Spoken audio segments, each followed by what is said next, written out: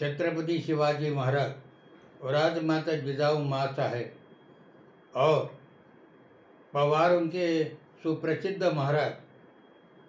महाराज राजा भोज, इनको नमन करके मैं श्री व्याख्याता प्राचार्य दादा साहेब कोरेकर पवार आज पवार उनके बारे में जो उत्तर से लेकर दक्षिण तक आकर महाराष्ट्र के क्षेत्र में बसे, उनके बारे में जानकारी देने के लिए यहाँ उपस्थित हूँ।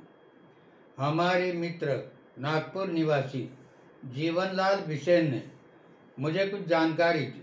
उन्होंने मेरे पवारों के बारे में मराठी के वीडियो देखे और उन्होंने मेरे साथ संपर्क किया कि आपके पवारों के बारे में जो वीडियो है मुझे बहुत अच्छे लगे। तो मैंने कहा कि आप कहाँ बसे हुए हैं, कहाँ रहते हैं? तो उन्होंने कहा कि मैं नागपुर निवासी हूँ और हमारे यहाँ भी परमार वंश के बहुत से लोग हैं जो हिंदी भाषी है और हिंदी बोलते हैं या पवारी बोलते हैं। पवार उनकी भाषा को पवारी भाषा बोलते हैं। तो मैंने कहा कि कुछ जानकारी दे दीजिए, मैं उस पर भाष्य करूँगा। और इसीलिए जीवनलाल बिसेन जी ने जो मुझे जानकारी दी, मैं उनके प्रति पहले आभार प्रकट करता हूँ, क्योंकि जो जानकारी उन्होंने दी है उनको लेकर मैं आज यहाँ बोलने के लिए उपस्थित हूँ। तो जब ये अलाउद्दीन खिलजी ने उत्तर में आक्रमण किया या मुसलमानों का दबाव उत्तरी प्रदेश में बढ़ता गया, उत्तर हिंदुस्तान में, तो 16वीं शताब्दी में महाराज साबू सिंह पवार और उनके कुछ साथीदार कुल महाराष्ट्र में आकर यहाँ अहमदनगर जिले में बस गए महाराष्ट्र के, और निजामशाही में वे काम करते रहे। यहाँ के छत्रपति शिवाजी महाराज के पिताजी, जिन्होंने मुगलों से और अन्य लोगों से डटकर मुकाबला किया था, वो शाहजी महाराज उनके साथीदार रहे। आगे चलकर यहाँ स्वराज्य स्थापित हुआ और स्वराज्य में शामिल हो गए और पवार वंश के बहुत से कुल पूरे दक्कन में फैल गए, महाराष्ट्र में फैल गए, महाराष्ट्र के विविध हिस्से में फैल गए, और जिनके कारण पवारों का वंश, पवार उनके अनेक कुल दक्षिण तक अपने अपने क्षेत्र में जाकर बसे और जहाँ वे किसी न किसी राज्य व्यवस्था के अधीन होकर लड़ते रहे, दुश्मन से मुकाबला करते रहे। उसी प्रकार पवारों की परंपरा बहुत बड़ी है। कहा जाता है कि पृथ्वी ठावी उज्जैनपुर, धरा ठावी गढ़धार, कुलवर्णु पुरु राय की, पोह में बड़ा पवार, पोह में बड़ा पवार। पवार कुल सब कुलों में श्रेष्ठ माना जाता है, अर्थात ये राजपूत कुल है जिनको परमार नाम से ही पहचाना जाता था। आगे चलकर परमार हो गए, परमार के पवार हो गए, पुआर हो गए, पंवार हो गए, अनेक नाम थोड़े फार दिशा में बदलते रहे। तो ये पवार वंश का जो शासन था मालवा में था, और मालवा में शासन और सैन्य दल में क्षत्रियों का ही अधिकार रहता था। सभी क्षत्रिय लोग शासन चलाते थे मालवा के पवार वंश के, और मुस्लिमों के कारण इनको स्थानांतर करना पड़ा, दक्षिण की ओर बढ़ने लगे।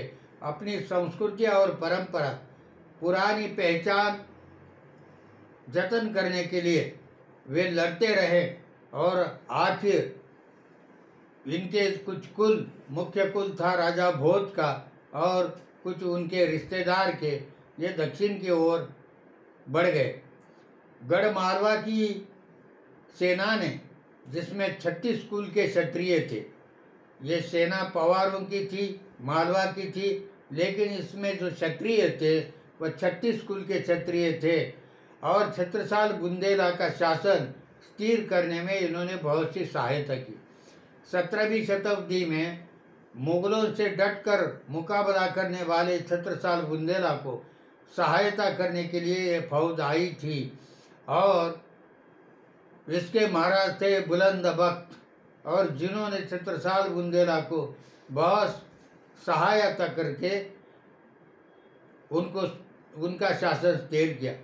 ये देवगढ़ के महाराज थे बुलंद बख्त, और मालवा के लोगों को मुगलों के विरुद्ध लड़ने का आह्वान उन्होंने किया था, और जिसके कारण लगभग 3500 से अधिक सेना राजपूतों की ये सेना नगरधन से आई थी, और इन्होंने मुगलों को परास्त किया, और बुलंद बख्त ने इन्हें विदर्भ में स्थायी रूप से बसने का आह्वान किया।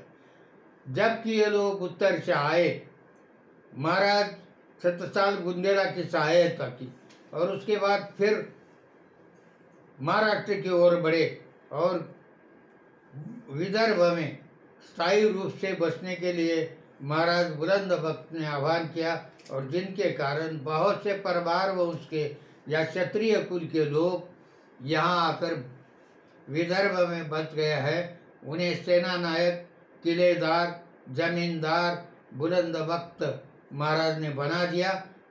1713 तक मालवा क्षेत्र से आए थे ये लोग नगरधन नागपुर क्षेत्र में बस गए। पवार सेना ने मराठाओं का स्थायित्व या स्थिर शासन स्थिर करने में बहुत सहायता की। छत्रपति शिवाजी महाराज के काल में भी साबू सिंह महाराज ने सहायता की। उनके बाद के सभी सरदार, उनके खानदान के, उनके पुत्र कृष्णाजी पवार, भुआजी पवार, रायाजी पवार, बहुत से उनके कुल के लोग बहादुर निकले, जिन्होंने आगे चलकर फिर से धार पर आक्रमण किया और मालवा में फिर अपना शासन स्थापित किया था। फिर भी महाराष्ट्र में या विदर्भ में आकर बसे हुए पवार लोग ये अभी कायम यहाँ हो गए, हमेशा के लिए यहाँ बस गए। ब्रिटिश इतिहासकारों ने पवारों को क्षत्रिय कुलों में, पवारों के क्षत्रिय कुलों को 36 कुल में बांटा है। उनका कहना है कि ये केवल पवारों का संघ नहीं है, संघ तो पवारों का है, स्वामित्व तो पवारों का है, लेकिन इसमें 36 कुल के लोग हैं, 36 कुल के राजपूत हैं, और इनकी शादियां भी आपस में होती है, इन्हीं कुलों में होती है। मैंने जब अपने वीडियो जारी किए मराठी में, तभी मुझे नागपुर से एक ने कमेंट किया था कि हम यहाँ के जो लोग पवार हैं, हम राजपूत हैं। अर्थात जो दक्षिण विदर्भ तक स्थायी रूप से वहाँ बस गए, वे अपना कुल का नाम पवार और जात का नाम क्षत्रिय राजपूत लगाते हैं। लेकिन जो महाराष्ट्र में और दक्षिण की ओर पवार फैल गए, वे अभी महाराष्ट्र के 96 क्षत्रिय कुल में उनका समावेश हो गया है। उनको क्षत्रिय कुल में ही समावेश होकर वे हमेशा के लिए उनका मराठा कुल में समावेश हो गया है। इसीलिए पवार तो एक ही है, चाहे वो राजपूत पवार हो, चाहे मराठियन मराठा पवार हो, आखिर वे क्षत्रिय हैं, और पवार मूलतः राजपूत ही हैं। अभी जिस प्रकार मारवाड़ से लोग महाराष्ट्र में आकर बस गए, तो अभी वो मारवाड़ी बोलते नहीं, मराठी ही बोलते। दक्षिण की ओर कर्नाटक में गए, वो कन्नड़ बोलते हैं। आंध्र में गए तेलुगु बोलते हैं। जहाँ जहाँ पवारों ने निवास किया, वहाँ के वो हो गए। लेकिन विदर्भ तक जो लोग बसे हैं पवार लोग, वे पवारी भाषा ही बोलते हैं। हिंदी की वो बोली है या राजपूताना की बोली है पोवारी, वो पुराने लोग वही बोली बोलते हैं। लेकिन आजकल के जो नई पीढ़ी के लोग हैं, वे हिंदी बोलते हैं, और जहाँ जहाँ बसे हैं वहाँ वहाँ की बोलियाँ बोलते हैं। 36 कुल के पवार आज सिर्फ वैनगंगा क्षेत्र में ही निवास करते हैं।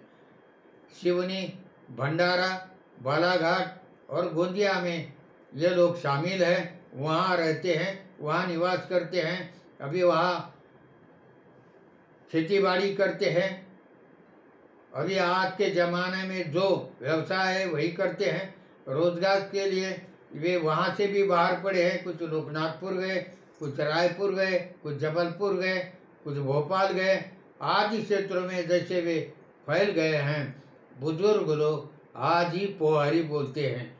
तो इसीलिए अपने संस्कृति और परंपरा कायम रखने के लिए पवारों के ये कुल चाहे मालवा से आए हों, लेकिन अपनी संस्कृति वे भूले नहीं। महाराष्ट्र में हो या दक्षिण में हो, वे जैसे कि वैसे अपने संस्कृति का पालन करते हैं। महाराष्ट्र में जो पवार बसे हैं, वे यहाँ के क्षत्रिय कुल में उनका समावेश होने के कारण उनका रोटी बेटी व्यवहार यहाँ के क्षत्रिय कुल में होता है। लगभग राजस्थान के आए चौहान, परमार, सोलंकी, राठौड़ वगैरह जो कुल हैं वह पूरे तौर पर महाराष्ट्र में घुल मिल गए हैं। लेकिन जो विदर्भ की सीमा तक जो पवार या परमार लोग बसे हैं, वे आज ही अपनी परंपरा कायम रखते हैं। इसीलिए मुझे गर्व है, क्योंकि हम भी पवार वंश के हैं। हम आज महाराष्ट्र में रहते हैं, इसके कारण हमें आज लोग मराठा बोलते हैं। लेकिन क्षत्रिय मराठा महाराष्ट्र की एक पवार क्षत्रिय मराठा महाराष्ट्र की एक अलग पहचान है। क्योंकि इनको भी यहाँ जमींदारी मिली, सरदार की मिली, किलेदार बने और बड़े बड़े पदों पर, ओहदे पर वे स्थापित हुए थे। छत्रपति शिवाजी महाराज के काल में मुगलों से डटकर मुकाबला हुआ और इसमें क्षत्रिय कुलों के, चाहे वो राजपूत कुल के हो या मराठा कुल के हो, उन्होंने जमकर मुकाबला किया और साबित किया कि बरसाठरा छत्री जीवे, बरसाठरा छत्री जीवे, कायर जीवे बरसारा, कायर जीवे बरसाजा। और अपनी परंपरा, चाहे वो राजपूत मराठा हो, चाहे वो राजपूत हो, परमार हो या पवार हो, उन्होंने